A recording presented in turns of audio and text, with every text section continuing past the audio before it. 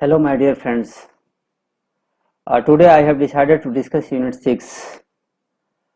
And as you know that in your syllabus, Unit number 6 talks about the trial.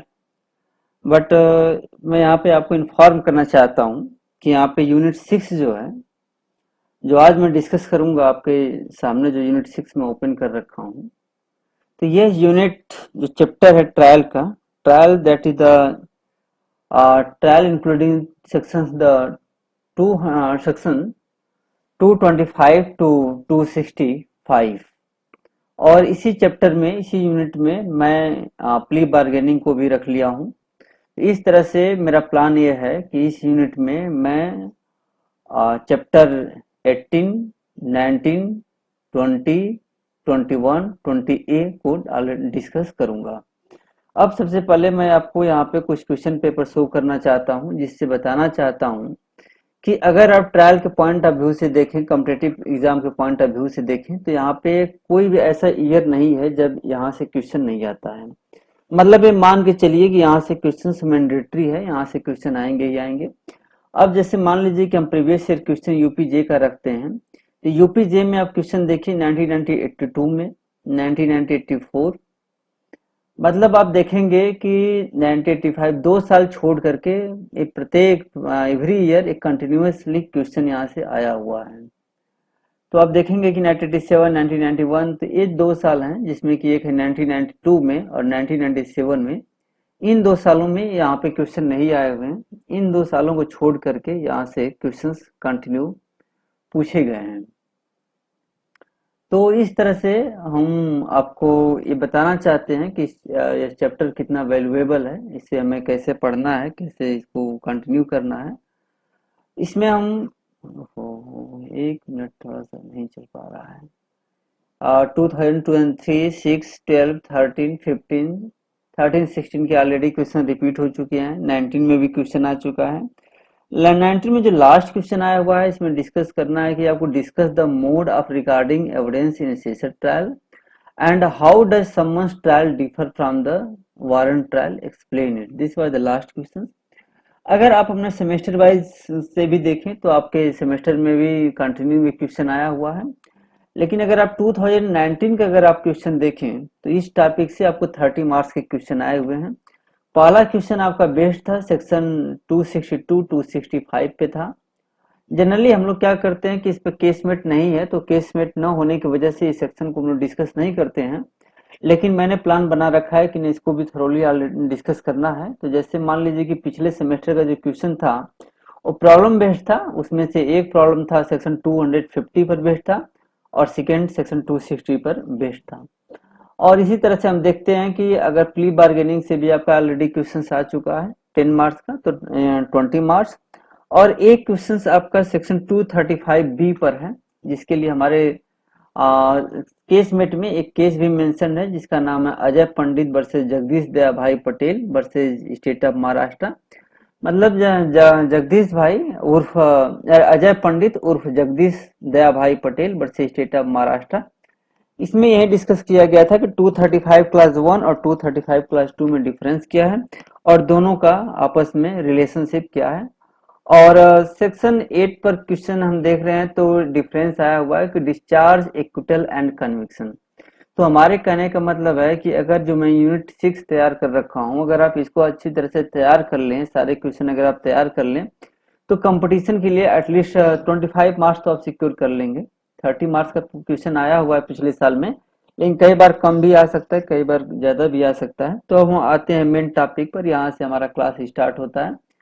इससे पहले तो time pass कर रहा था और अपने आप को थोड़ा कंफर्टेबल भी करना पड़ता है, क्योंकि क्लास जैसे स्टार्ट होता है तो आप घबराहट में रहते हैं कि रिकॉर्ड हो रहा है नहीं हो रहा है, बहुत सारी चीजें रन करती है माइंड में। लेकिन अब हम यहाँ सिस्टमेटिक अरेंजमेंट में आ चुके हैं। अब यहाँ से स्टार्ट करेंगे काइंड्स ऑफ ट्रायल। तो सबसे पहले हम आपको बता दें कि ये ट्रायल कितने तरह के होते हैं और इनको किस नाम से जाना जाता है, किस चैप्टर में रखा गया है। तो सबसे पहले तो मेनली आपको याद रखिए कि मेन रूप से ट्रायल 4 पार्ट के होते हैं। कितने तरह के ट्रायल होते हैं? 4 तरह के होते हैं। Total 4 types of trial. First is the session trial, second is the warrant trial of the warrant cases, third is the सम्मन केसेस, ट्रायल ऑफ सम्मन cases, and fourth is the summary cases. तो इस तरह से हम अगर बहुत ले मैन में जाएं, अगर एक आम बोलचाल की भाषा में कहें तो हम कह सकते हैं कि सेशन ट्रायल, वारंट ट्रायल, समन ट्रायल, समरी ट्रायल। तो इस तरह से अगर हम इसके चैप्टर वाइज अगर हमें याद करना हो तो चैप्टर वाइज भी बहुत ही इजी है हमारे लिए। चैप्टर देखिए 18 से स्टार्ट करेंगे हम। 18, 19, 18, ओ सॉरी,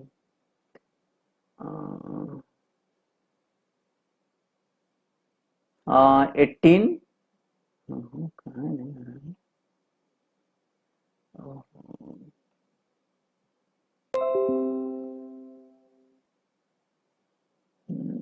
चलिए, हाँ 18 हम देख लिए, 18, 19, 20 और 20, 20, 21। इस तरह से हम देखें, अगर हमें याद करना हो सिस्टमेटिक तो चार हम चैप्टर को लेंगे। चार चैप्टर कौन कौन से हैं हमारे? 18, 19, 20, 21। बहुत इजी भी है, 18, 19, 20, 21 चार चैप्टर हैं। चार चैप्टर में चार तरह के ट्रायल की बात की गई है। पहला सेशन ट्रायल है, दूसरा वारंट केसेस है, सम्मन केसेस है, समरी ट्रायल है। और आप पूछेंगे कि सर इतना सिस्टमेटिक क्यों रखा गया है इनको? तो सिस्टमेटिक रखने का एक कारण ये भी है कि सबसे पहले हम जो मोस्ट सीरियस ऑफेंसेस हैं उनका ट्रायल करते हैं। तो जैसे मान लीजिए कि हम सबसे पहले सेशन ट्रायल कर रखें, इसके बाद वारंट ट्रायल रखें, इसके बाद सम्मन ट्रायल केसेस रखें, इसके बाद समरी ट्रायल। अगर इनको हम क्लासिफिकेशन भी करें कि इनमें अगर इनके ऑफेंसेस का नेचर क्या है, तो मोस्ट सीरियस जो केसेस होते हैं वो सेशन ट्रायल के सामने कंसिडर किए जाते हैं, ट्रायल होते हैं, कोर्ट ऑफ सेशन के सामने उनका ट्रायल कंडक्ट होता है। तो इसीलिए सबसे पहले चैप्टर में हमने सेशन ट्रायल रखा है। जैसे फॉर द एग्जांपल मर्डर, डकैती, रॉबरी, रेप, ये सब ऑफेंसेस जो होते हैं सेशन ट्रायल के होते हैं।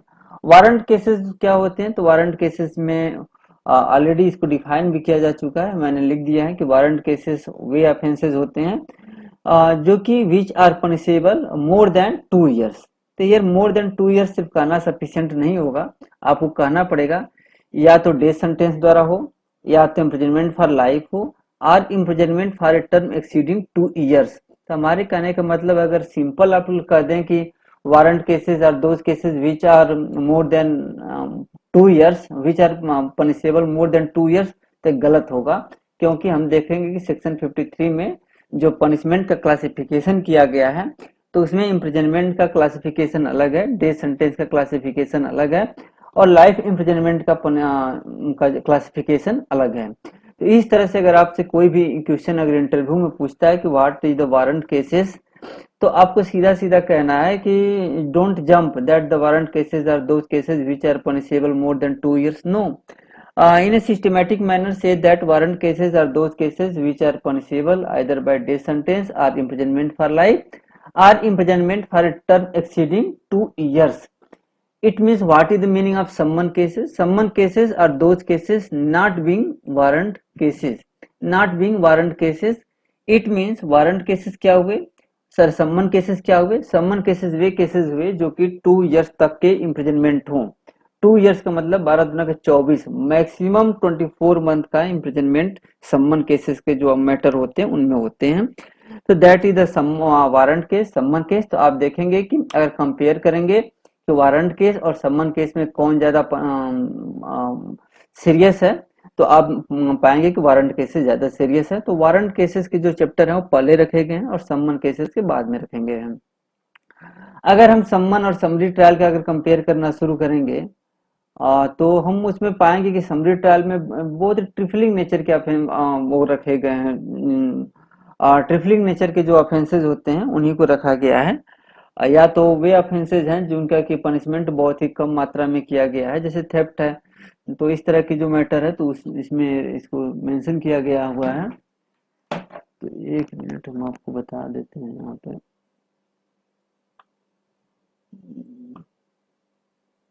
हम बाकी चीजों को ऑलरेडी डिस्कस करेंगे, इसको ऐसा नहीं है, लेकिन फिलहाल आपको एक टाइम बिंग के लिए बता देना चाहते हैं। चलिए अब देख लीजिएगा, आके डिस्कस करेंगे थोरोली। अब नेक्स्ट क्वेश्चन अब बहुत ही क्लियर हो गया कि ट्रायल कितने तरह के होते हैं? 4 तरह के होते हैं। चैप्टर वाइज हम याद भी कर लेंगे।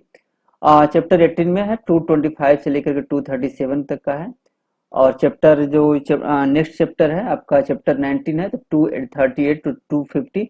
अब देखेंगे कि जहां से पहला खत्म हो रहा है वहीं से दूसरे को स्टार्ट कर देना है। जैसे मान लीजिए कि तो चैप्टर 18 अगर 37 से अगर खत्म हो रहा है तो नेक्स्ट कहाँ से स्टार्ट होगा, 238 से। तो अगर 250 तक ये है तो नेक्स्ट कहाँ से स्टार्ट होगा, तो नेक्स्ट हम यहाँ से स्टार्ट कर लेंगे 251 से लेकर के 250, 251 से लेकर के 259 तक। फिर नेक्स्ट है कि 260 से लेकर के 265 तक। आप इसको चैप्टर याद कर लीजिएगा, सेक्शन भी याद कर लीजिएगा, क्योंकि चैप्टर सेक्शन वाइज क्वेश्चन पूछे जाते हैं। और इस तरह से क्वेश्चन आया हुआ था कि सर ट्रायल केसेस के दो पार्ट होते हैं, तो ट्रायल केसेस के हाँ दो पार्ट और वारंट केसेस के दो पार्ट होते हैं। और जैसे मान लीजिए कि cases instituted on the police report, जैसे मान लीजिए वारंट केसेस, ये दोनों एक क्लासिफिकेशन जो आप देख रहे हैं ए और बी में, तो दोनों एक क्लासिफिकेशन आपका वारंट केसेस का ही है। लेकिन वारंट केसेस को भी हम दो पार्ट में डिवाइड कर दिए हैं। वारंट केसेस जिस जिस मामले में पुलिस रिपोर्ट सबमिट होती है, और अदर और सेकेंड कैटेगरी उनकी है जो कि cases instituted otherwise than on a police report. यहाँ पे कंप्लेंट नहीं लिखा हुआ है, यहाँ पे लिखा हुआ है कि otherwise than on a police report.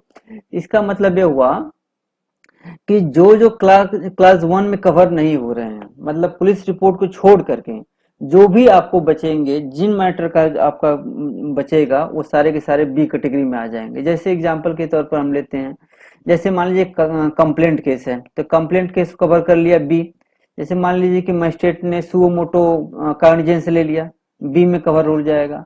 मान लीजिए कि मजिस्ट्रेट ने इंफॉर्मेशन थर्ड प्लेस से इंफॉर्मेशन गेन कर लिया है, कुछ और मैटर है, तो उसको भी हम कवर कर लेंगे। मतलब बी की जो कैटेगरी है, अगर आप 190 क्लास वन का देखेंगे, थ्री कैटेगरी था ए बी सी, तो बी में आपका ए भी आएगा, कंप्लेंट भी आएगा, और सी के दोनों कैटेगरी आएंगे, जहाँ पे कि नॉलेज जो कि अदरवाइज गेन कर लिया गया है या सुओ मोटो कॉग्निजेंस लिया गया है, तो उस मैटर में कवर होगा।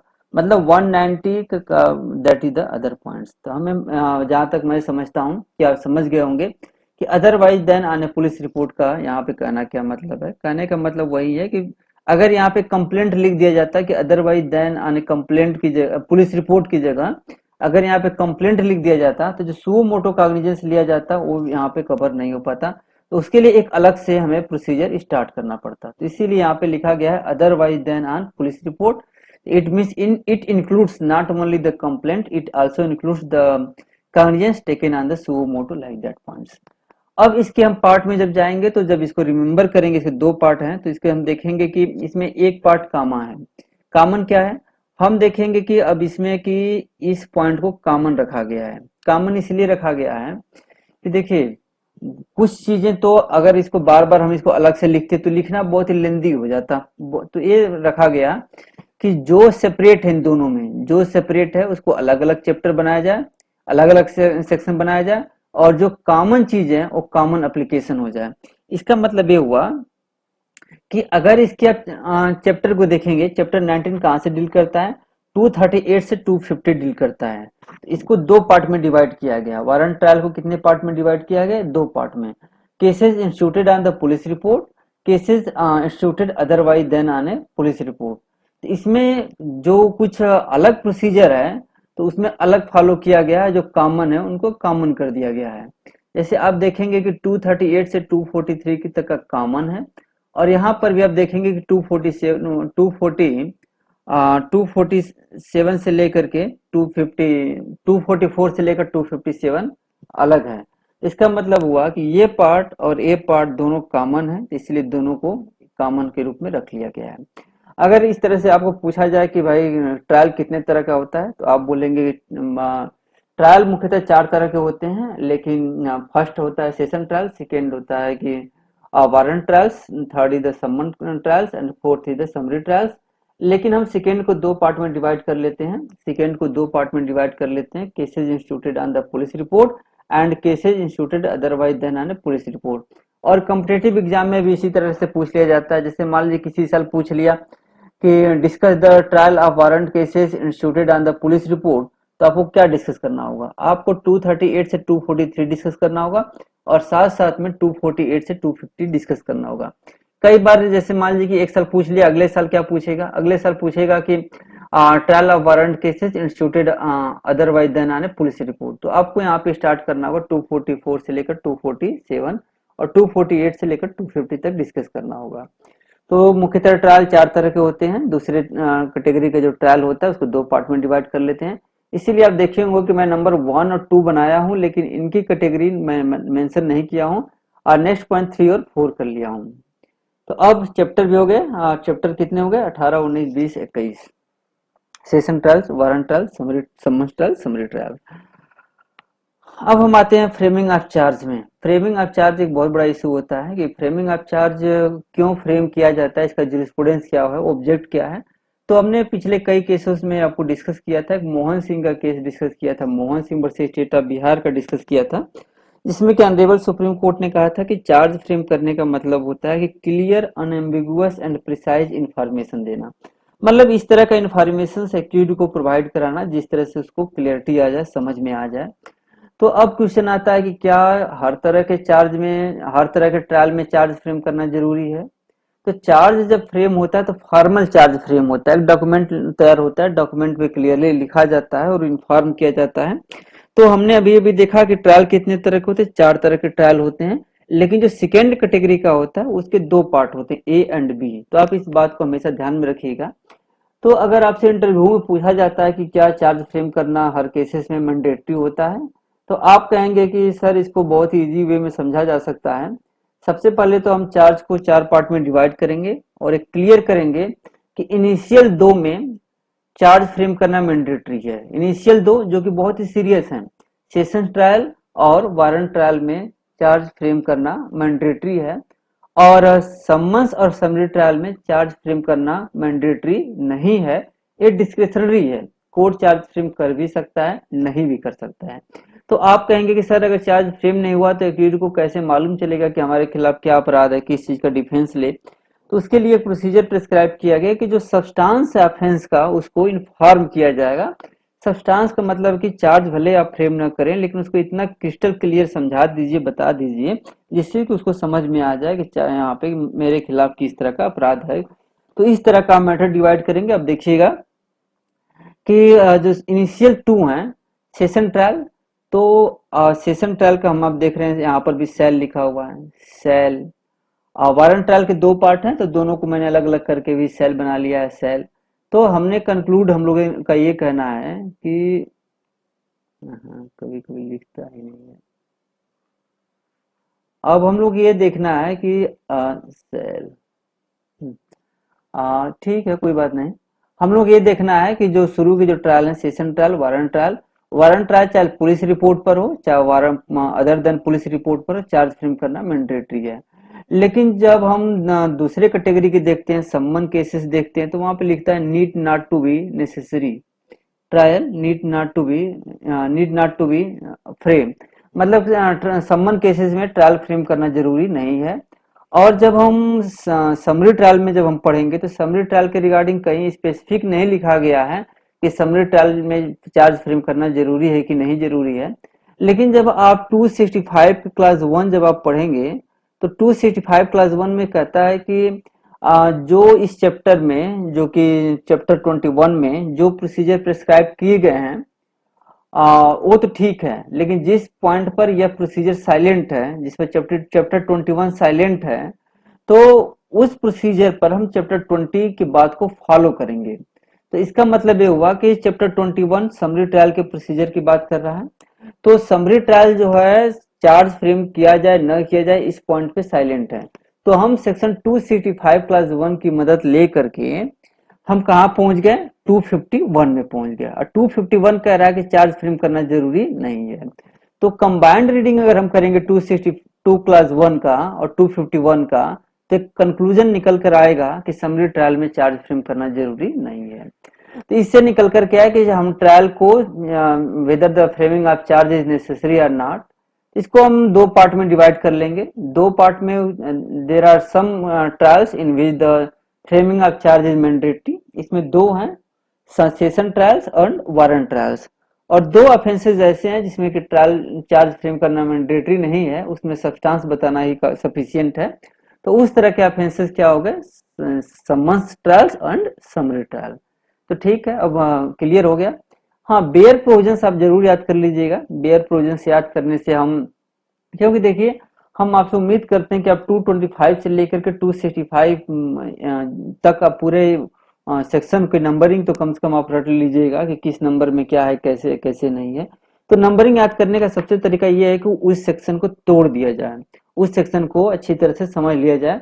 तो सबसे पहले अगर हम इसी में से अगर हम एक पार्टिकुलर सेंटर बना लें कि यह पार्टिकुलर सेंटर, यह पार्टिकुलर सेक्शन हमें याद है, तो उसके हम आगे पीछे ऑटोमेटिक कर लेंगे।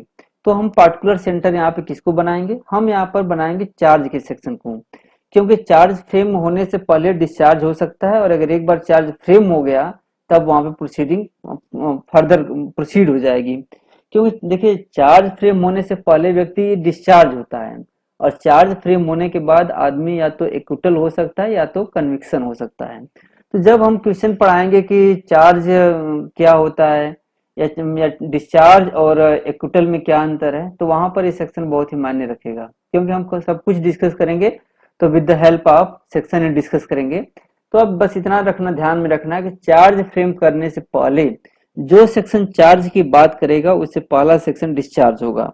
अगर पहला सेक्शन अगर डिस्चार्ज नहीं है तो पहला क्लास डिस्चार्ज होगा, उससे पहले का जो क्लास होगा डिस्चार्ज होगा। जैसे हम एग्जांपल के तौर पर लेते हैं कि अगर सेशन ट्रायल 228 का चार्ज फ्रेम करने की बात कर रहा है, तो कौन सा सेक्शन डिस्चार्ज करने की बात करेगा, तो 227 डिस्चार्ज करने की बात करेगा। क्यों? क्योंकि चार्ज फ्रेम होने से पहले हमेशा डिस्चार्ज होता है। तो इस तरह से यहाँ पर हमारा एक सेंटर बना 228, 240, 246, 251, 262 क्लास 2। तो 228, 40, 46, 51, 262 आप इसको रट लीजिएगा, आई होप रट लेना। तो इस तरह से हमने दो चीज डिस्कस कर लिया। पहला तो हमने डिस्कस कर लिया कि कितने तरह के ट्रायल होते हैं और ये ट्रायल कहाँ से कहाँ तक होते हैं, आप इसको रट लीजिएगा। पिछली बार हरियाणा, यूपी, बिहार कई जगहों पे कई बार पूछा गया है कि ये ट्रायल किस चैप्टर में है। पहला क्वेश्चन यहाँ से बनता है। दूसरा क्वेश्चन ये बनता है कि ये कहाँ से कहाँ तक इनका सेक्शन बनता है। तो आप चैप्टर भी याद रख लीजिएगा और सेक्शन भी याद रख लीजिएगा। दूसरा क्वेश्चन इंटरव्यू में हमेशा पूछता है, और हमने जो चार्ज का जो सेक्शन डिस्कस कर रहे थे कि फ्रेमिंग ऑफ चार्ज में, तो फ्रेमिंग ऑफ चार्ज में जब डिस्कस कर रहे थे कंटेंट्स ऑफ चार्ज, देखिए एक बात और बता दें आपको, जब चैप्टर 18 स्टार्ट हो रहा है ट्रायल का 225 से, तो फ्रेमिंग ऑफ चार्ज का कहाँ से चैप्टर था, चार्ज का चैप्टर हो रहा था 211 से 224। अगर आपसे कोई पूछ दे कि चार्ज किस चैप्टर में है, तो ऑटोमेटिक आप एक चैप्टर अगर याद है आपके माइंड में 18, तो उसके कंपेयर करके आप बैक में जा करके आप बता सकते हैं कि चार्ज सेक्शन 17 में मेंशन किया गया है। तो जो चार्ज हम फ्रेम कर रहे थे तो वहां पे ऑलरेडी लिखा हुआ था कि सेक्शन 218 जो भी था ऑलरेडी डिस्कस कर चुका हूं, तो यहाँ पे डिस्कस नहीं कर रहा हूँ। तो जब आप चार्ज का अगर क्वेश्चन कोई भी आता है तो आप चार्ज में इंट्रोडक्शन में एक सेक्शन जरूर लिख दीजिएगा कि चार्ज का ऑब्जेक्ट क्या, मीनिंग क्या होता है, ऑब्जेक्ट क्या होता है, और किस किस ऑफेंसेस में किस किस ट्रायल में चार्ज फ्रेम करना जरूरी है, किस में जरूरी नहीं है। अगर आप इंट्रोडक्शन में लिखते हैं तो माना जाएगा कि आपकी अंडरस्टैंडिंग बहुत ही अच्छी है और आप बहुत ही अच्छा मार्क्स पाएंगे। और इस तरह से हम स्टार्ट करेंगे धीरे धीरे। देखिए हम पहले एक बात और बता दें, हम पढ़ाने से ज्यादा टेक्निक पर ध्यान रखते हैं कि किस कैसे आपको सेक्शन याद हो जाए, क्योंकि टेक्निक अगर रहेगी तो आप हजारों सेक्शन एक साथ याद कर सकते हैं। अगर टेक्निक नहीं है तो आप नहीं याद रख पाएंगे। और हम तो सिर्फ आपको सेक्शन याद करने के लिए बोल रहे हैं, सेक्शन की नंबरिंग याद करने के लिए बोल रहे हैं, लेकिन आप देखेंगे कि सेक्शन की नंबरिंग छोड़िए, वर्डिंग कंपटीशन में बच्चों को याद रहती है। तो इस तरह से आप एक बार प्रयास करिए, अपने दिल पर हाथ रखकर बस इतना कहिए कि मैं कर सकता हूँ, और आप कर सकते हैं। ये कोई बहुत बड़ी बात नहीं है, जहां से पूछना आप पूछ लीजिए, कोई दिक्कत नहीं है। अब हम आते हैं इस सेशन ट्रायल का हम चैप्टर लेंगे। सेशन ट्रायल हमारे से स्टार्ट कर रहा हूँ। अब यहाँ से हम एक सिस्टमैटिक डिस्कस करेंगे, और आज हमारा मेन फोकस होगा सेशन ट्रायल। सेशन ट्रायल को डिस्कस करने के बाद ही हम आगे की तरफ बढ़ेंगे। इस तरह से 3-4 क्लास लेंगे। एक क्लास सेशन ट्रायल का होगा, दूसरा वारंट का होगा, तीसरा समन्स का होगा, चौथा समरी का होगा। ऐसे करके हम लोग धीरे धीरे बढ़ेंगे। और आप लोग कह सकते हैं कि सर आपकी आवाज इतने क्यों साइलेंट होती जा रही है, धीरे धीरे आप बोल रहे हैं। हाँ, समझ रहे हैं कि रात बहुत ही ज्यादा हो चुकी है और अंधेरी, समझ रहे हैं कि कुछ अपनी मजबूरियां भी होती हैं। सबके हिस्से में वक्त नहीं मिलता जो पढ़ सके। हमारे हिस्से में रात है, हमें रात को पढ़ने का मौका मिलता है। और वाइफ के हिस्से में दिन है, उसको दिन मिलता है। तो रात है तो रात में ही, अब जो भी हो आवाज कम बेसी हो सकती है, लेकिन मैं उम्मीद करता हूँ। और ये जो भी यूट्यूब पर डालता हूँ सिर्फ और सिर्फ अपने स्टूडेंट के लिए डालता हूँ। अगर हमारे स्टूडेंट्स का क्लास न लेना रहे तो मुझे यूट्यूब पर कहीं भी इंटरेस्ट नहीं है। हमें ऑनलाइन टीचिंग में कोई इंटरेस्ट नहीं रहता है, ऑफलाइन में बहुत ही अच्छा रहता है। लेकिन स्टूडेंट्स के हित के लिए जो भी करना पड़े करना किया जाएगा, क्योंकि स्टूडेंट से ही हम हैं। तो अब हम एक और टेक्निक बताएंगे कि सेशन ट्रायल को याद कैसे करना है। हम आपको से उम्मीद करते हैं कि 225 से लेकर के 237 तक रट लेना है आपको। तो कैसे रटना है भाई, इसका एक तरीका है। तो तरीका ये है, देखिए एक बात और मैं बता दे रहा हूँ, सेशन ट्रायल के स्टार्टिंग में ही आपको बता देना चाहता हूँ कि अब इसी पर डाउट रहता है कि रिकॉर्ड हो रहा है कि नहीं हो रहा है। पता चले कि सारा पढ़ा भी दें और रिकॉर्ड भी ना हो। चल रहा है, सब टेक्निक है। श्योर नहीं हूँ लेकिन उम्मीद से ही जी रहा हूँ। अब यहाँ पर हम स्टार्ट करेंगे। सेशन ट्रायल के दो पार्ट हैं। देखिए हम एक बताएं, स्टूडेंट क्या करता है, कंफ्यूज रहता है, क्यों नहीं मार्क्स पाता है। उसे लगता है कि हमने 225 से लेकर के 237 तक सेशन ट्रायल के बारे में लिख दिया तो बस हमारा काम हो गया, हमें बहुत अच्छा मार्क्स मिलना चाहिए था। नहीं, आप गलत सोच रहे हैं। आप 225 से लेकर 237 तक तो कंप्लीट लिख भी दें सिस्टमेटिक वे, तो भी आपको मार्क्स नहीं मिलेंगे। क्यों नहीं मार्क्स मिलेंगे? क्योंकि बीच बीच में कई ऐसे सेक्शन हैं जो इन सेक्शनों के बीच में डालना पड़ेगा। तो सबसे पहले हम यहाँ तो सेक्शन बताएंगे, क्योंकि जैसे मान लीजिए कि यहाँ पे इस सेक्शन में 315 बताता है कि एक्यूड कब विटनेस के रूप में आ सकता है। अब यहाँ पर ट्रायल में कहीं नहीं लिखा हुआ है कि एक्यूड विटनेस में कब आएगा, कहाँ आएगा, कैसे आएगा। तो यहाँ जरूरत पड़ने पर 225 से लेकर 237 के बीच में हम 315 को भी रखेंगे। अब 313 कहता है कि personal examination of the accrued. अब यह ट्रायल कहीं नहीं बताता है कि पर्सनल एग्जामिनेशन एक्यूड का कैसे होगा, नहीं होगा, कब करना डिस्क्रेशन है, कब मैंडेटरी है। तो 313 को भी हम बीच में ला करके रखेंगे। तो देखिए बीच में जो ला करके रखने का हमारा सिस्टम है, कौन किसके बीच में कहाँ लाएंगे, तो उसके लिए हम यहाँ एक सिस्टमेटिक बना रखे हैं आपका अरेंजमेंट। ये देखिए, ये अरेंजमेंट हमारा प्रॉपर ट्रायल के रूप से है। आप देख रहे हैं कि हम 209 से स्टार्ट कर दे रहे हैं, जबकि चैप्टर कहाँ से स्टार्ट हो रहा है, 225 से। अब बीच में आप देखेंगे कि हम आपको ला करके 314 पर खड़ा कर दिए। यहाँ पे देखिए हमने आपको 313 314 313 को लाकर खड़ा कर दिया। फिर हम आगे बढ़ेंगे तो आपको इसी बीच में हम 313 5 भी ला दिए। तो इस तरह से लास्ट में हम जाकर के देखिए बीच में इसको भी ला दिए। तो इस तरह से हमारे कहने का मतलब है, जो सेकेंड मेथड मेरा ये है, इसके थ्रू अगर आप एग्जाम में लिखोगे, ये जो मेथड है a arrangement of section according to process of session trial, इसमें से आपको 10 से 9 नंबर मिलेंगे।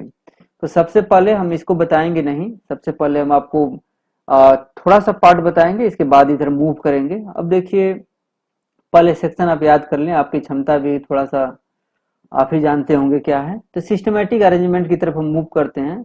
तो हमने देखा कि सेशन ट्रायल का कौन सा सेक्शन था चार्ज फ्रेम करने का, तो 228 था। तो 228 तो सेशन ट्रायल में चार्ज फ्रेम हो गया।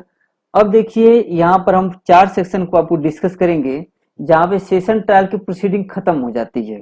जहां पे कॉन्वेंस लेने के बाद सेशन ट्रायल की प्रोसीडिंग खत्म हो जाती है। ये 4 ऐसे सेक्शन है जहां पर कि बीच में ये प्रोसीडिंग खत्म हो जाएगी। जैसे बीच में कैसे प्रोसीडिंग खत्म हो जाएगी, एग्जाम्पल के तौर पर हम लेते हैं। पहला एग्जाम्पल हम आपको कोट करते हैं, जैसे कि मान लीजिए कि केस स्टार्ट हो गया 209 के अंतर्गत। मजिस्ट्रेट को लगा कि नहीं, सेशन ट्रायल द्वारा केस ट्रायबल है, एक्सक्लूसिवली ट्रायबल है, और मजिस्ट्रेट ने केस को रेफर कर दिया। किसको रेफर कर दिया? कोर्ट ऑफ सेशन को। जब 209 के अंतर्गत केस अगर आ गया तो 236 225 कहता है कि सेशन ट्रायल के सामने आर्गुमेंट कौन करेगा। जैसे होता है ना, कोर्ट के सामने एडवोकेट ही आर्गुमेंट कर सकता है, रूल यही है। तो इसी तरह से सेशन ट्रायल के सामने कौन आर्गुमेंट करेगा। तो सरकारी वकील कई तरह के होते हैं। आप देखेंगे कि असिस्टेंट पब्लिक प्रोसिक्यूटर होता है, एपीओ होता है, पीपी होता है। तो session trial heinous trial, session trial जो होते हैं, जो कोर्ट ऑफ सेशन जिसका ट्रायल कंडक्ट करता है, वो हीनस टाइप्स के ऑफेंसेस होते हैं। तो यहाँ पे पीपी को ही अलाउ किया गया है, असिस्टेंट पब्लिक प्रोसिक्यूटर को अलाउ नहीं किया गया है। आपको मालूम होगा कि ये पीपी तो कोई भी बन सकता है, एलएलबी पास करते ही बन सकता है, लेकिन पीपी बनने के लिए आपको एक एक्सपीरियंस चाहिए 7 साल का। तो इस तरह का यहाँ पे पीपी को ही अलाउ किया गया है, एपीपी को अलाउ नहीं किया गया है। तो जैसे मान लीजिए कि 209 के अंतर्गत केस आ गए और 226 के अंतर्गत आर्गुमेंट हो गए और ये पाया गया कि भाई जो हमारे पास एविडेंस है वो सफिशियंट नहीं है, तो एक्यूज को क्या किया जाए, एक्यूज को वहां पे डिस्चार्ज कर दिया जाता है। एक्यूज का वहां पे कन्विक्शन नहीं होता, वहां पे एक्यूटल नहीं होता। अगर आप एक्यूटल यूज कर देंगे तो वहां पर वो हो जाएगा, गलत हो जाएगा। अनफॉर्चुनेटली अभी मैं एक आपका केस डिस्कस कर रहा था Ajay Kumar Parmar versus state of Rajasthan का। वहां पे बहुत ही लूज वर्ड यूज किया गया था, कहीं पर डिस्चार्ज वर्ड यूज कर दिया गया था, कहीं पर एक्विटल वर्ड यूज कर दिया गया था। तो मैं अनकंफर्टेबल महसूस कर रहा था, लेकिन आपको बता दूं यहाँ पे कि यहाँ पे डिस्चार्ज हमेशा चार्ज फ्रेम होने से पहले होता है। तो मान लीजिए कि आर्गुमेंट हुआ और आर्गुमेंट में पाया गया कि कोई एविडेंस है ही नहीं, तो क्या किया जाएगा भाई, तो वहां पे 227 के अंतर्गत उसको डिस्चार्ज कर दिया गया। मान लीजिए कि 227 के बाद कौन सा सेक्शन आएगा, अभी अभी आपको मैं बता रहा था। 227 के बाद क्या आएगा, 227 के बाद 228 आएगा। तो 228 में क्या होगा, चार्ज फ्रेम होगा। तो जब चार्ज फ्रेम हो जाएगा तो वहां पे उसके बाद क्या होगा, चार्ज फ्रेम होने के बाद क्लास 2 बताता है 228 का। अब डिस्कस करेंगे थ्रोली कि आप एक्यूज को पढ़ करके सुनाएंगे, समझाएंगे, बताएंगे कि क्या चार्ज है क्या चार्ज नहीं है। और उससे आप पूछेंगे कि भाई जो चार्ज तुम्हारे खिलाफ किया गया है, क्या उसको एडमिट कर रहे हो, कन्फेस कर रहे हो, एडमिट कर रहे हो। तो उसके पास दो ऑप्शन है। अगर वो कहता है कि हाँ एडमिट मैं कर रहा हूँ, ठीक है चलो भाई मैं एडमिट कर रहा हूँ, मैंने अपनी पत्नी का गलती से अपनी पत्नी का जानबूझ करके मार दिया, मुझे कंफ्यूजन था कि थर्ड व्यक्ति से उसका अफेयर है, लेकिन मुझे उसका पछतावा है, मैं एक्सेप्ट करता हूँ कि हाँ मैंने मारा हूँ, तो वहां पे प्रोसीडिंग खत्म हो जाएगी। 229 के अंतर्गत जैसे ही एक्यूज प्लीड कर लेगा चार्ज फ्रेम करने के बाद, तो वहां भी प्रोसीडिंग खत्म। एक बार पहली बार कहाँ प्रोसीडिंग खत्म हुई, एविडेंस था ही नहीं चार्ज फ्रेम करने के लिए, वहां प्रोसीडिंग खत्म हो गई।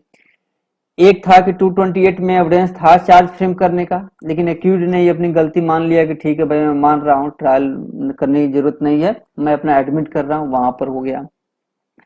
तीसरा प्रोसीडिंग कहाँ खत्म हो सकती है, तीसरा प्रोसीडिंग वहां खत्म हो सकती है जहां पर कि पब्लिक प्रोसिक्यूटर ने एविडेंस तो दिया लेकिन उसका एविडेंस सफिशियंट नहीं था, उसका एविडेंस सफिशियंट नहीं था, तो वहां पे डिस्चार्ज हो जाएगा, वहां पे एक्विटल हो जाएगा।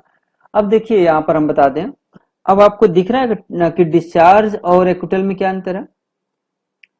अब यहाँ पे डिस्चार्ज जहां पर है 228 से पहले है और यहाँ पर एक्विटल जो है 228 के बाद है। मतलब चार्ज फ्रेम करने से पहले डिस्चार्ज है और चार्ज फ्रेम करने के बाद एक्विटल है। तो इस तरह से हम देखते हैं। और एक बात और बता दें, यहाँ पर प्रोसेस क्या होता है क्रिमिनल लॉ में, पब्लिक प्रोसिक्यूटर पर ही बर्डन ऑफ प्रूफ करने का होता है, जब तक कि कोई प्रिजम्पशन ना हो या एडमिशन कन्फेशन इस तरह का कोई ना हो। तो वहां पर जैसे मान लीजिए कि पब्लिक प्रोसिक्यूटर ने प्रूफ ही नहीं कर पाया, तो वहां पे एक्यूज को कोई एविडेंस देने की जरूरत ही नहीं है और वहां पे मैटर इक्विटल हो गया। अब 232 में बाई चांस इक्विटल नहीं हुआ और पीपी का एविडेंस सफिशियंट था, तो इस मैटर में please wait for 1 minute.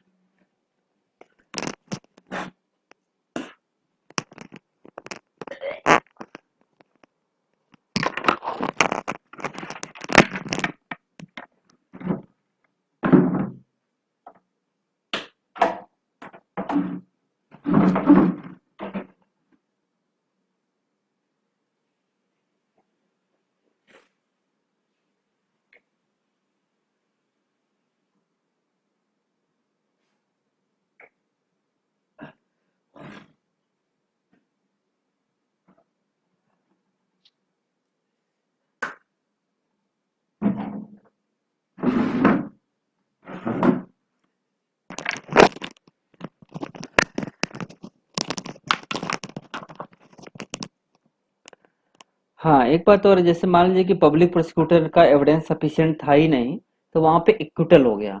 By chance PP ने एविडेंस दिया और उसका एविडेंस सफिशिएंट था और इक्विटल नहीं हुआ, तो वहां पे एक्यूज को बुलाया जाएगा कि आप अपना एविडेंस दो। तो वहां पे जब एक्यूज को बुलाया जाएगा और एक्यूज भी अपना एविडेंस दे देगा, तो इसका मतलब कि दोनों पार्टी ने अपना एविडेंस दे दिया, तो वहां पर 235 आएगा। 235 में दो कंक्लूजन आ सकते हैं, या तो इक्विटल हो जाए एक्विटल हो जाए तो भी प्रोसीडिंग खत्म हो जाएगी, और कन्विक्शन हो जाए तो भी प्रोसीडिंग खत्म होगी। इसका मतलब कि अगर सेशन ट्रायल कब खत्म हो सकता है, अगर आपसे पूछा जाए कि सेशन ट्रायल कब खत्म हो सकता है, तो आप बताएंगे कि सेशन ट्रायल 4 मामले में खत्म हो सकता है। पहला तो डिस्चार्ज हो गया, दूसरा कि उसने अपना एक्यूज को प्लीड कर लिया कि हाँ अपने पत्नी का मैं मर्डर किया हूँ, मुझे इस बात का दुख है, मैं एक्सेप्ट करता हूँ, मुझे आप सजा दे दीजिए, मैं जाने के लिए तैयार हूँ, वहीं पर अपना पश्चाताप करूंगा, तो यहाँ पे प्लीड कर लिया। तीसरा है कि पीपी ने अपना एविडेंस दिया लेकिन उसका एविडेंस सफिशिएंट नहीं था, वहां पर एक्विटल हो गया। चौथा कंडीशन ये है कि जब एक्यूज भी अपना एविडेंस दे दे, तो चाहे उसका कन्विक्शन हो या एक्विटल हो, वहां पर प्रोसीडिंग खत्म होनी ही है, तो वहां पर प्रोसीडिंग खत्म हो गई। तो ये 4 चीजें हैं, 4 प्लेस है जहां पर प्रोसीडिंग आपकी खत्म हो सकती है। तो अब इस तरह से हमने आपको कितने सेक्शन याद करा दिए? हमने आपको 3 बात का ज्यादा ध्यान रखा। पहला बात हमने आपको बताया कि चैप्टर 18 में डिस्कस किया गया है, 225 से लेकर के 237 तक का है।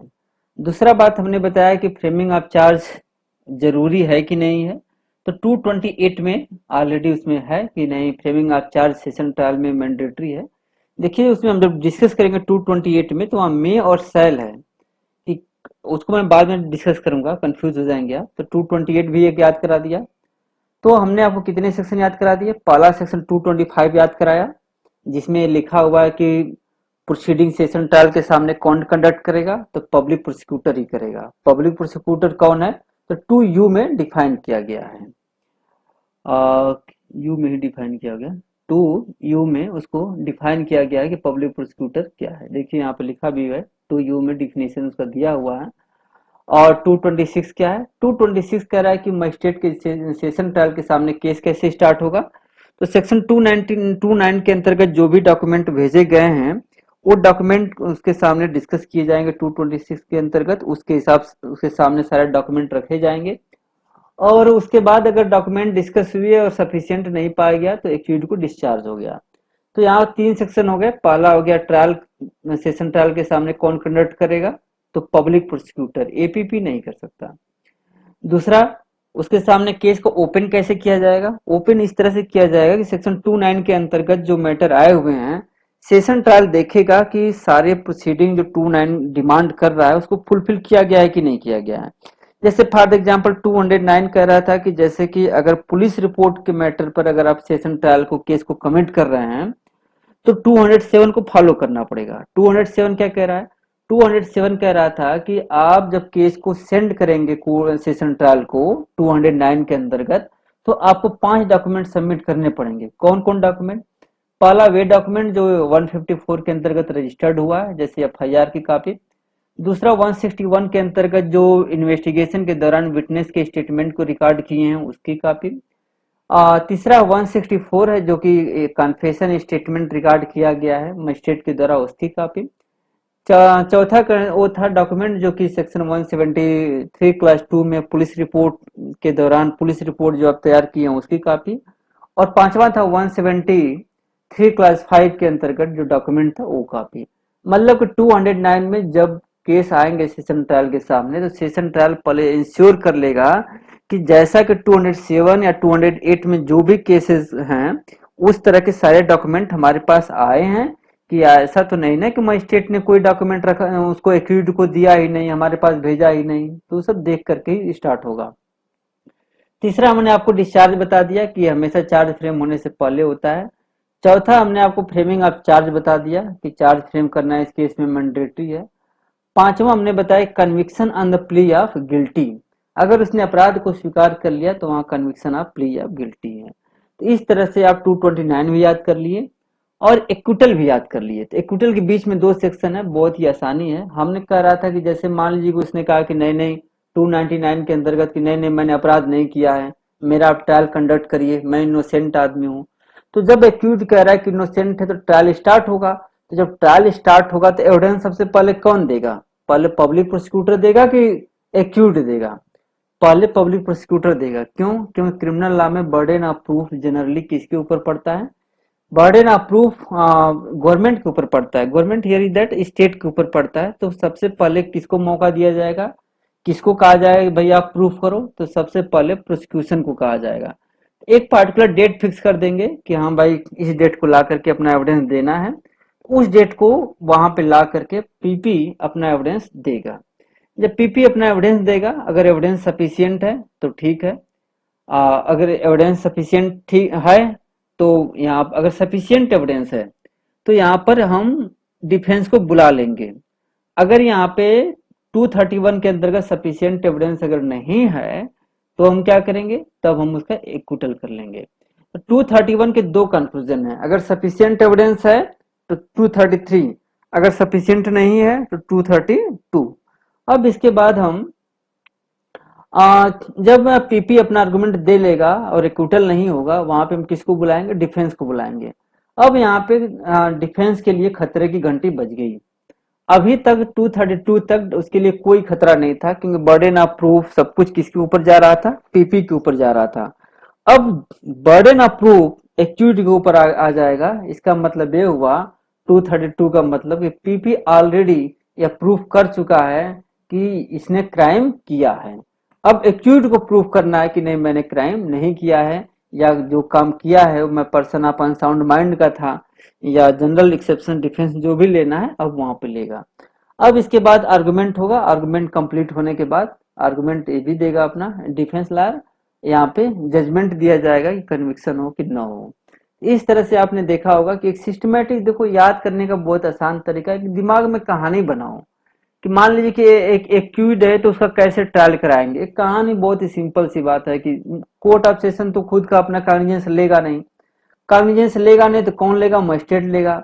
अगर मजिस्ट्रेट लेगा, अगर ऑफेंस एक्सक्लूसिवली है तो सारा डॉक्यूमेंट सप्लाई करेगा और मजिस्ट्रेट के सामने भेज देगा।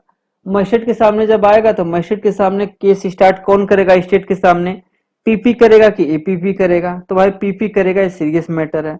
कैसे स्टार्ट करेगा, सारा डॉक्यूमेंट शो करेगा, 226 के अंतर्गत स्टार्ट करेगा। अगर लगता है कि कोई इनिशियल केस ही नहीं बनता है तो डिस्चार्ज कर देगा, अगर इनिशियल केस बनता है तो चार्ज फ्रेम कर देगा। अगर चार्ज फ्रेम करने पर एक्सेप्ट कर लेता है तो वहां पे कन्विक्शन के बेसिस पर उसका कन्विक्शन हो जाएगा। और इस मैटर में जब कन्विक्शन होता है, अगर कोई प्लीड कर लिया और कन्विक्शन हो गया तो वहां पे अपील के चांस बहुत ही कम बनते हैं, बहुत लिमिटेड ग्राउंड पर आप बाद में अपील कर सकते हैं। अब अगर मान लीजिए कि प्लीड नहीं किया तो प्रोसिक्यूटर को बुला लेंगे, प्रोसिक्यूटर आएगा अपना एविडेंस देगा, एविडेंस सफिशियंट नहीं है तो एक्विटल हो जाएगा, अगर सफिशियंट है तो एक्यूट को बुला जाएगा कि भाई बताओ तुमने क्राइम क्यों किया। एक्यूट कहेगा कि नहीं नहीं माय मिलार्ड्स मैंने तो क्राइम किया ही नहीं, या किया तो मैं अनसाउंड था। उसका भी आर्गुमेंट सुनने के बाद वो भी अपना आर्गुमेंट देगा, आर्गुमेंट देने के बाद जो भी होगा उसका हम यहाँ पर डिसीजन दे देंगे, यहाँ पर 235 के अंतर्गत। इस तरह से इसकी प्रोसीडिंग खत्म हो जाएगी। अब ये दो सेक्शन तुम्हारे प्रीवियस कन्विक्शन के बनते हैं, और ये दोनों सेक्शन को मैं अभी ब्रीफ में बता दूं। ये जैसे मान लीजिए कि प्रीवियस कन्विक्शन का तभी मैटर आएगा जब ऑलरेडी एक्विटल हो चुका हो। प्रीवियस कन्विक्शन का जैसे हम 211 जब पढ़ा रहे थे तो उसमें क्लास 7 था। क्लास 7 कह रहा था कि प्रीवियस कन्विक्शन का में अगर प्रीवियसली कन्विक्ट कर चुका है और उससे पनिशमेंट इनहांस हो गया, उसका इफेक्ट पड़ेगा तो उसका भी चार्ज फ्रेम करेंगे। तो 236 कैसे पढ़ा जाना चाहिए, 236 हमेशा सेक्शन 211 क्लास 7 के अंतर्गत पढ़ा जाना चाहिए। लेकिन इसमें देखो तुम पूछोगे सर लास्ट में क्यों रखा गया, इसका सबसे बड़ा जूरिस्प्रूडेंस यही है। कोई पूछ दे कि भाई प्रीवियस कन्विक्शन के सेक्शन को सबसे लास्ट में रखने का क्या रीजन था, तो सबसे लास्ट में रखने का रीजन यही था कि आप बीच में कहीं भी जिक्र नहीं करेंगे कि हाँ इसका प्रीवियस कन्विक्शन हो चुका है, कहीं पर भी नहीं, ये मैंडेटरी है।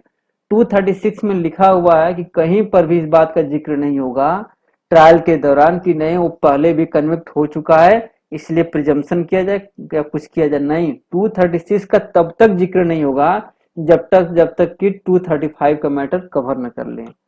मतलब ऑलरेडी एक मैटर में कन्विक्शन हो चुका हो तभी 236 आएगा, अदरवाइज नहीं आएगा। अब तुम कहोगे कि 237 फिर लास्ट में क्यों लिखा गया है, इसके रीजनिंग क्या है। देखो मैं हमेशा क्लास में भी कहता हूं कि अगर कोई चीज कामा भी लगा दी जाए कहीं पर भी और लास्ट में भी लिख दिया जाए तो उसका एक रीजनिंग होता है। ऐसा नहीं होता है कि जो सामान आया वहीं इधर का उधर फेंक दो, नहीं, उसका रीजनिंग होता है। तो इसका रीजनिंग क्या है, सबसे लास्ट में रखने का इसका रीजनिंग क्या है 237 का। देखो 237 को सबसे लास्ट में रीजनिंग रखने का ये तरीका है कि जहां पर डिफेमेशन का केसेस हो, डिफेमेशन हाई डिग्नेटरीज का हो 199 क्लास 2 के अंतर्गत, तो वहां पे कॉग्निजेंस लेगा, डायरेक्ट कॉग्निजेंस लेगा, लेकिन उसका ट्रायल का प्रोसीजर क्या होगा? क्या ट्रायल का प्रोसीजर यही होगा जो 225 226 इस तरह से लिखा गया वही होगा, या समथिंग डिफरेंट होगा? तो समथिंग डिफरेंट होगा, इसीलिए सबसे लास्ट में लिखा गया है। ये क्या लिखा गया है? सबसे लास्ट में लिखा गया है। कह रहा है कि इसका जो प्रोसीजर होगा, ये सेशन ट्रायल का प्रोसीजर फॉलो नहीं होगा। इसका प्रोसीजर वह प्रोसीजर फॉलो होगा जो वारंट केसेस होते हैं, और वो कंप्लेंट के base, warrant cases instituted on the complaint होते हैं, उन मैटर में उनका प्रोसीजर यहाँ पे फॉलो होगा। तो 237 को लास्ट में लिखने का ये रीजनिंग था कि ऊपर के सेक्शन इसमें अप्लाई नहीं होंगे, ऊपर के सेक्शन अप्लाई नहीं होंगे। हाँ, इतना तो है कि ये सेशन कोर्ट के सामने ही इसका ट्रायल होता है, लेकिन प्रोसीजर ये नहीं फॉलो होते हैं। प्रोसीजर कौन से फॉलो होते हैं? प्रोसीजर देखो, इस मामले में यहाँ पर एक हल्का सा टेबल बना रखा था यहाँ पे तुम लोगों के लिए, हल्का सा ए प्रोसीजर फॉलो होगा 237 के ए वाला। देखो बी है ना कि cases instituted otherwise than on a police report, तो इसका मतलब वहां पे होगा 247 से लेकर के 250 तक का जो प्रोसीजर होगा वह प्रोसीजर फॉलो होगा, न कि 225 से लेकर के 236 का प्रोसीजर फॉलो होगा। इसीलिए सबसे लास्ट में 237 को लिखा गया है। तो अगर आपसे एग्जाम में पूछा जाएगा कि डिफेमेशन के केसेस में अगर सेशन ट्रायल ने कॉग्निजेंस ले लिया 199 क्लास 2 के अंतर्गत, तो उसके उस मामले में ट्रायल का प्रोसीजर क्या होगा? ऑप्शन में रहेगा सेशन ट्रायल, सेकेंड ऑप्शन में रहेगा warrant cases instituted on the police report, third में होगा कि instituted otherwise than on a police report, fourth होगा सम्मन केसेस। तो ये थर्ड वाला सही होगा, इसीलिए उसको लास्ट में रखा गया है। तो अब लास्ट में 236 क्यों रखा गया है? 236 इसलिए रखा गया है कि उसके बारे में शुरू में कहीं भी आप चर्चा नहीं करेंगे। तो इस तरह से 236 का रीजनिंग हो गया और 237 का भी रीजनिंग क्लियर हो गया। अब देखो, इन बीच में इन सेक्शन को हम बीच में रखेंगे। इन सेक्शन को बीच में रखने का कारण ये है कि ये सब बहुत ही फेमस के सेक्शन है, जो बीच बीच में इनको हम बीच में रखेंगे। जैसे मान लीजिए कि 309 है, 309 कॉमन है। देखो कुछ प्रोविजंस ऐसे हैं जो सारे ट्रायल पर कॉमन है, इसीलिए यहाँ पे एक पार्टिकुलर जगह नहीं लिखे गए हैं। एक किस पर है? जो भी प्रोसीजर हो, चाहे वो सेशन ट्रायल हो, सम्मन ट्रायल हो, समरी ट्रायल हो, ये प्रोसीजर जो यहाँ से लिखा गया है ये सब पर अप्लीकेबल होंगे। इसीलिए यहाँ पर एक मिसलेनियस टाइप में इसको रखा गया है, सारे के सारे को लेकर के उस चैप्टर में नहीं लिखा गया। जैसे मान लीजिए 309 को लिखोगे पोस्टपोनमेंट और एडजर्नमेंट ऑफ प्रोसीडिंग, कि कोर्ट पोस्टपोन और एडजर्नमेंट नहीं करेगा। अब वही बात तुम सेशन ट्रायल के चैप्टर में लिखोगे, एक सेक्शन अलग बनाओगे। वही बात सम्मन्स वारंट ट्रायल में लिखोगे, वही बात सम्मन्स में लिखोगे, वही बात समरी ट्रायल में लिखोगे। तो मतलब चार जगह लिखने की क्या जरूरत है? ऐसा तो नहीं है क्वेश्चन नहीं आ रहा और हम उसको कॉपी भर रहे हैं और चार जगह लिख रहे हैं। इसीलिए जो कॉमन सेक्शन है उनको अलग हटा करके कॉमन रख दिए गए हैं। हाँ, बीच बीच में जहां जहां जरूरत पड़ेगी उसको उसको यूज किया जाता है। एक बात और मैं बता दूं, अगर इंटरव्यू की अगर बात आ जाए तो मैं दावे के साथ कह दूं कि इसमें 311, 13 और 14 मैंडेटरी है एकदम, और उसमें भी 11 और 13 एकदम 100% श्योर है। इसको अगर इंटरव्यू जा रहे हो तो दिमाग में रखो कि कोर्ट विटनेस और personal examination of the accused 100% question पूछेगा ही पूछेगा। अगर दो स्टूडेंट्स अपीयर हुए तो एक से पूछ लेगा। इतना मान के चलो कि इसकी इतनी सर्टेनिटी है। इसीलिए हमने डिसाइड किया कि जब पढ़ाऊंगा तो लेंदी पढ़ाऊंगा। अब आप सेशन ट्रायल का, सेशन ट्रायल से अब सेक्शन वाइज हम डील नहीं करेंगे। अब हम कैसे डील करेंगे? आपको एक ओवरऑल डील करेंगे, जैसे कि सेशन ट्रायल होता है कोर्ट में वैसे होता है। अब जब हम चैप्टर वाइज हटा दिए, अब नॉलेज के पर्पज से आ गए। जब नॉलेज के पर्पज से आ गए तब देखो इनके क्या हाल है। जब नॉलेज के पर्पज से आएंगे तो सबसे पहले हमें 209 होगा। 209 इसलिए रखा गया है कि कोर्ट जो है सेशन ट्रायल कॉग्निजेंस लेता नहीं है, उसके सामने वही केसेस आएंगे जो कमिटमेंट होगा। अगर मजिस्ट्रेट ने केस को कमिट किया ही नहीं तो सेशन ट्रायल के सामने केस कैसे स्टार्ट होगा? नहीं होगा ना। तो जैसे हम लोग अभी भी डिस्कस कर रहे थे ना अजय परमार वाले केस में, अजय परमार वाले केस में क्या था? Ajay Parmar versus state of Rajasthan में जो था, राजस्थान में वो जो उसको पुष्पा को बुलाकर अपने घर में रेप किया था, कहा कि तुम्हारा फोन आया हुआ है और जब फोन सुनने गए तो उसने पकड़ कर रेप किया और उसको रांगफुल कन्फाइन किया, कन्फाइन भी पकड़े रहा, मतलब 24 घंटे तक घर में भी बंद रखा। तो उसमें यही था ना कि मजिस्ट्रेट ने सेशन ट्रायल को केस को कमिट ही नहीं किया था। तो 200 जब कमिट ही नहीं करेगा तो सेशन ट्रायल कैसे सुनेगा? तो मजिस्ट्रेट कब कमिट करेगा, कब मैंडेटरी है नहीं है? तो 209 में पहले सेशन ट्रायल के सामने केस कैसे आते हैं? 209 में आते हैं। तो सबसे पहला स्टेज क्या है? 209। 200 अगर 9 नहीं है तो आप 225 की तरफ मूव नहीं करेंगे। अगर 209 अगर हो गया, केस आ गया, तो फिर सेकेंड स्टेज होता है 225 226, कहता है कि आप पीपी ही केस को स्टार्ट करेगा। स्टार्ट कैसे करेगा? सारे डॉक्यूमेंट जो भी आए हुए हैं 209 में उसका वो होगा। और 227 भी कह रहा है कि जब डॉक्यूमेंट आ गए, क्विड भी आ गया, तो वहां पर हम क्या करेंगे? आर्गुमेंट देखेंगे और डिस्चार्ज कर लेंगे। अगर आर्गुमेंट सफिशियंट नहीं है तो, सफिशियंट नहीं है तो चार्ज को फ्रेम कर देंगे। अब तुम पूछोगे सर यहाँ पे आपने तो लिख दिया कि may frame charge shall frame charge. देखो, may frame charge shall frame charge क्यों लिखा गया है? इसकी दो क्लास हैं। इसमें ये लिखा गया है, क्लास 1 के फर्स्ट पार्ट के दो पार्ट हैं। अगर गलती से कोई ऐसा केस सेशन ट्रायल के पास आ गया जिसको कि सेशन ट्रायल हियरिंग के दौरान लगा कि यार ये केस तो हमारे द्वारा ट्रायबल नहीं था, मजिस्ट्रेट से गलती हो गई, उस केस को दोबारा मेक ओवर करना चाहता है, लोअर कोर्ट को भेजना चाहता है, सीजीएम को दोबारा वापस भेजना चाहता है, और वो कहना चाहता है कि भाई ये केस जो हमारे पास गलती से आ गई है और इसका हम ट्रायल नहीं कर सकते हैं। तो उस मामले में सेशन ट्रायल क्या कर सकता है? दो ऑप्शन है, या तो चार्ज फ्रेम करके वापस कर दे या बिना चार्ज फ्रेम किए हुए वापस कर दे। इसीलिए 228 में मे लिखा हुआ है। लेकिन जो जो ऑफेंसेस सेशन ट्रायल द्वारा ही किए जाएंगे उसमें सेल लिखा गया, उसमें चार्ज फ्रेम करना मैंडेटरी है। तो मतलब में जो गलती से केस आ जाते हैं सेशन ट्रायल के पास, जिसको कि सेशन ट्रायल कॉम्पिटेंट नहीं होता है, उसमें चार्ज फ्रेम करके वापस कर सकता है या बिना चार्ज फ्रेम किए हुए वापस कर सकता है सेशन ट्रायल, ये उसका डिस्क्रिप्शन है। लेकिन जो सेशन ट्रायल के सामने ट्राइबल है, ट्रायल ट्रायल किए जाने हैं, उनमें चार्ज फ्रेम करना मैंडेटरी है। अगर कोई पूछे आपसे, अगर स्पेसिफिकली पूछ दे कि भाई मे और सेल का मतलब क्या है, तो बता देना। अगर स्पेसिफिकली क्वेश्चन आ जाए कि भाई सेशन ट्रायल में चार्ज फ्रेम करना जरूरी है कि नहीं है, तो रूल हमेशा ऑब्जेक्टिव में यही आना कि हाँ मैंडेटरी है। अगर इंटरव्यू में पूछ दे तो मे और सेल दोनों को बता देना कि सर गलती से कोई केस आ गया हो, जैसे मान लीजिए कि थेफ्ट का केस गलती से आ गया सेशन ट्रायल के पास, और सेशन ट्रायल उसका कंडक्ट नहीं करेगा, तो जब वापस केस को भेजेगा मजिस्ट्रेट को या सीजीएम को, तो चार्ज फ्रेम करके भी भेज सकता है और चार्ज फ्रेम किए बिना भी भेज सकता है। लेकिन रेप का केस अगर आ गया तो उसमें चार्ज फ्रेम करना मैंडेटरी है। क्यों? क्योंकि रेप के जो ऑफेंस हैं सिर्फ सेशन ट्रायल ही कंडक्ट करता है। अब चार्ज फ्रेम करने के बाद क्या करोगे? एक्यूज को प्लीड करोगे, एक्सप्लेन करोगे, समझाओगे। देखो यहाँ दो चीज है, रीड करना अलग चीज है। यहाँ पे रीड ही सफिशियंट नहीं है, रीड के साथ साथ एक्सप्लेन करना है। दो वर्ड हैं, रीड है और कई बार हो जाता है, समझ में आ रहा होगा ना, रीड है ये। चलो इसका सहारा ले लेते हैं थोड़ा सा। जैसे मान लीजिए कि रीड है और दूसरा क्या है? एक्सप्लेन है। तो रीड करना और एक्सप्लेन करने में अंतर है। जैसे मान लीजिए हमने बेरट उठा करके पढ़ दिया, बेरट उठाया और पढ़ दिया, और तुम्हें समझ में आया चाहे ना आया कोई मतलब ही नहीं है, तो एक टीचर की क्वालिटी नहीं है।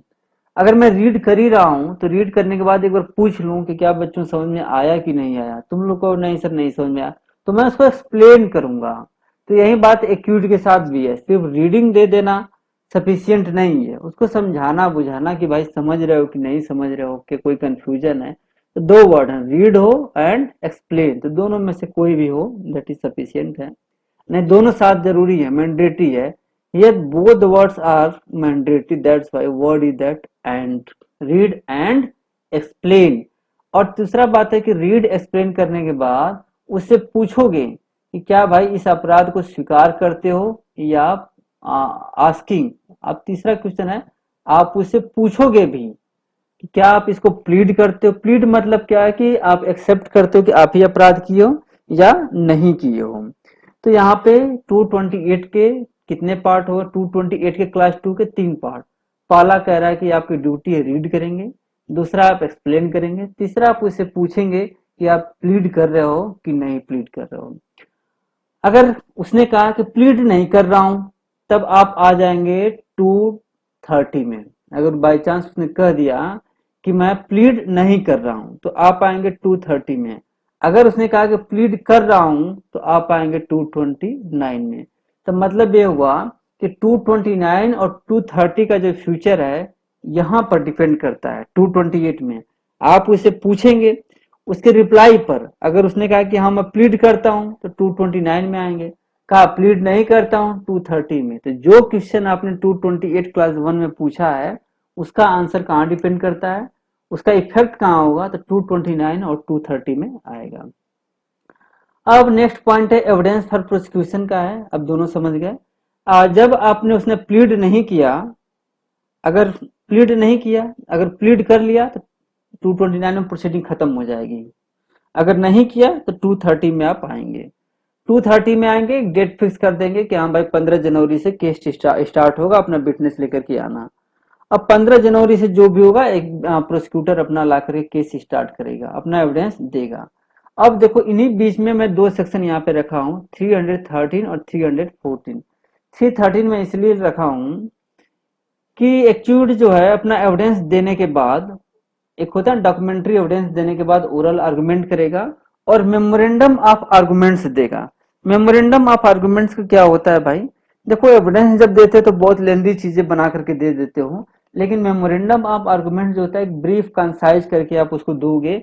कई बार ऐसा होता है कि जो आप कहना चाहते हो अब मुंह से नहीं कह पाते हो, मुंह से नहीं समझा पाते हो, या टाइम नहीं मिला, तो सारी बातों को आप मेमोरेंडम ऑफ आर्गुमेंट्स के थ्रू मेंशन करके ब्रीफ बना करके आप उसको दे देंगे। तो 231 के बाद 314 आ गया। एक बात और बता दूं, वही अच्छा स्टूडेंट है जो 231 के बाद 334 समझ ले और 313 समझ ले, अदरवाइज नहीं होगा। अब यहाँ पर है कि 13 के बाद अगर उसने एविडेंस दे दिया, तो यहाँ पर्सनल एग्जामिनेशन की बात आती है। 313 में personal examination of the witness, यहाँ ओथ पर एग्जामिनेशन नहीं होता है। सबसे बड़ी बात है ओथ पर एग्जामिनेशन नहीं होता है। तुम कहोगे सर अगर ओथ पे एग्जामिनेशन नहीं होता तो क्या फर्क पड़ेगा, इसका फर्क ये पड़ेगा कि कल को अगर झूठ भी बोलता है तो उसके खिलाफ केस नहीं चलेगा।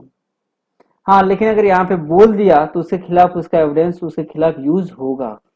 तो जब प्रोसिक्यूटर का आर्गुमेंट खत्म हो जाता है और एक्यूज को बुलाया जाता है, तो हमेशा एक्यूज का डिफेंस लॉयर कहता है कि देख भाई, मजिस्ट्रेट के सामने कुछ भी मत बोलना, कुछ भी मत बोलना। अगर बोल दोगे तो कल को तुम्हारे खिलाफ वही एविडेंस बन जाएगा। ये तो डराने धमकाने की बात है, लेकिन इसका पर्पज क्या है, इसका पर्पज ये होता है कि एक्यूज को, कई बार गरीब एक्यूज रहता है, जानता नहीं है, समझता नहीं है, तो जज साहब अपने पर्सनल लेवल पे उसको बुला करके पर्सनल एग्जामिनेशन करते हैं उसका। मतलब पूछते हैं कि क्या भाई तुमने क्यों मर्डर किया, या मर्डर कोई और किया है, तुम्हें झूठा फंसाया गया है। जैसे हमने देखा, कई बार देखा था कि जैसे कि इस केस में संजीव नड्डा के केस में देखा था कि मर्डर जो नेग्लिजेंस ड्राइविंग थी कोई और कर रहा था, और बाद में उसके सर्वेंट ने एक्सेप्ट कर लिया कि मैं ही कर रहा था, और बाद में उसे कन्विक्शन भी हो गया। ठीक है, ये केस दोबारा रीओपन किया गया। तो इस तरह के मैटर का पर्सनल एग्जामिनेशन होना जरूरी है। इसमें दो स्टेज है, मे एंड सेल। तो मे है कि आप कभी भी आप कर सकते हैं, आपके ऊपर मैंडेटरी नहीं है, लेकिन सेल मैंडेटरी है। कब मैंडेटरी है यहाँ पे लिखा हुआ है। उसके बाद 232 है, अगर एक्यूज, अगर आपने प्रोसिक्यूशन का एविडेंस देख लिया, ओरल आर्गुमेंट सुन लिया, मेमोरेंडम देख लिया, अगर सफिशिएंट नहीं है तो आप एक्यूटल कर देंगे। अब एक्यूटल में तीसरा ग्राउंड था जब प्रोसीडिंग खत्म हो रही थी। पहला 227 था जब डिस्चार्ज हो रहा था, 229 था जब प्लीड कर रहा था और कन्विक्शन हो रहा था, 232 कहाँ पे एक्यूटल था। एक्यूटल कहाँ पे है, जब वहां पे एविडेंस सफिशिएंट नहीं है। अब यहाँ पे सफिशिएंट नहीं है तो 233 में जब आप आएंगे, यहाँ पर एक्यूज के लिए खतरे की घंटी बज जाती है। अब एक्यूज को यहाँ प्रूव करना पड़ेगा कि उसने जो किया है वो प्राइवेट डिफेंस में किया है या प्ली या फेलीबाई है, नहीं है। अब असली घंटी यहाँ पे एक्यूज के लिए आ जाती है। तो यहाँ पे एक एक्यूटल नहीं हुआ, 233 से स्टार्ट होता है। ये देखिए एक बात और है, ये तीन सेक्शन आप देखेंगे कि तीन चार सेक्शन है कि 230, 231, 314, ये सिर्फ और सिर्फ प्रोसिक्यूशन एविडेंस देगा यहाँ पे। लेकिन यहाँ पे जो है एक्यूट एविडेंस देगा। जैसे 232 है, 233 है, 315 है, 235 है, 314 है, यहाँ पे एक्यूट देगा। अब यहाँ पे ध्यान में रखो कि यहाँ पे दो बात है, 314 एक्यूट के मामले में भी अप्लाई हो रहा है और वही बात पीपी के भी मामले में अप्लाई हो रहा है। और यहाँ 315 स्पेशल सेक्शन है कि कब एक्यूट अपना कॉम्पिटेंट विटनेस के रूप में आ सकता है। एक बात देखो कि मैंने 315 को एक्यूट की कैटेगरी में रखा है, हमने यहाँ इधर कहीं मेंशन नहीं किया। इसका रीजन क्यों? क्योंकि एक्यूट सिर्फ और सिर्फ अपने ऊपर जो चार्जेस लगे हैं उसी को डिस्प्रूव करने के लिए आएगा। उसको ये नहीं कहा जाएगा, वो इस बात के लिए अलाउ भी नहीं किया जाएगा कि आकर विटनेस बॉक्स में कह दे कि मैंने एक क्राइम किया है। नहीं, वह सिर्फ इस बात के लिए अलाउ किया जाएगा कि अपने आप को विटनेस के रूप में आकर प्रूव कर सके कि हमने क्राइम नहीं किया था। यहाँ पर भी आर्गुमेंट होगा, जैसे वहां पर आर्गुमेंट हुआ था, यहाँ पर भी ओरल आर्गुमेंट सबमिट होगा। इसके बाद जजमेंट आएगा। जो भी हो, ये प्रोसीजर हुआ। जजमेंट पर हम डिस्कस करेंगे कि आपके दो क्लास हैं, क्लास 1 और क्लास 2, और क्लास 1 और 2 के रिलेशन को लेकर के ही आपके सिलेबस में एक केस है, अजय पंडित का केस है, उसको हम डिस्कस करेंगे। और नेक्स्ट क्लास में हम आपको इनका थ्रोली डिस्कस करेंगे कि 209 क्या है, बाकी सेक्शन को डिस्कस करेंगे।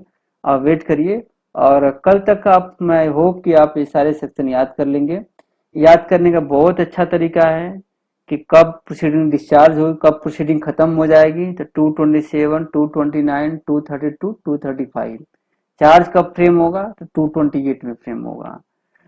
और प्रोसिक्यूशन का कब कैसे एविडेंस देगा, प्लीड नहीं हुआ तो ये होगा। डिफेंस का अलग से हो गया, तो डिफेंस का याद रख लेना कि 232 से स्टार्ट होता है और प्रोसिक्यूशन का स्टार्ट होता है आपका 230 से। बाकी जो पहले के सेक्शन है वो कॉमन है सबके लिए। तो ठीक है, good night, thanks all of you for listening, and wait for the next class. I will discuss the session trials in thoroughly. Okay, good night.